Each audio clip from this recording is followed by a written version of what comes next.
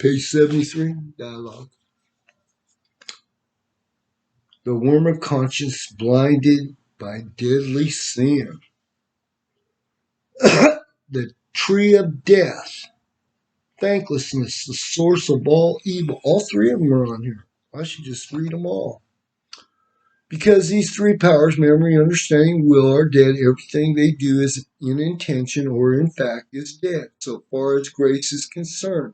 They can no longer defend themselves against their enemies. They are helpless unless I help them, but they do still have their freedom of choice as long as they are in the flesh, and any time these dead will ask for my help, they can have it.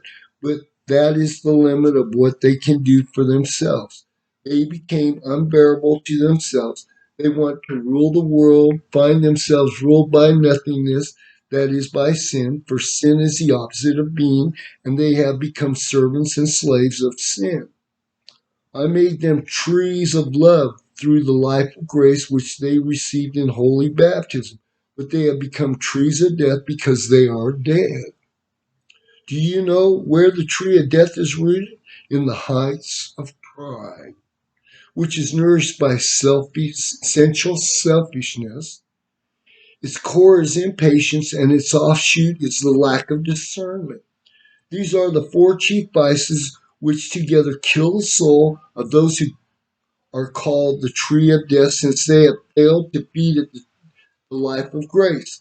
Within these trees, a worm of conscience nibbles, but as long as a person lives in deadly sin, the worm is blinded and so little felt. The fruits of such trees are full of death, for their fruit comes from the root of pride.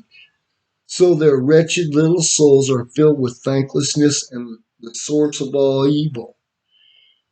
Had this been Had they been grateful for the blessings they received from me, they would know me, and in knowing me, they would know themselves and so live in my love.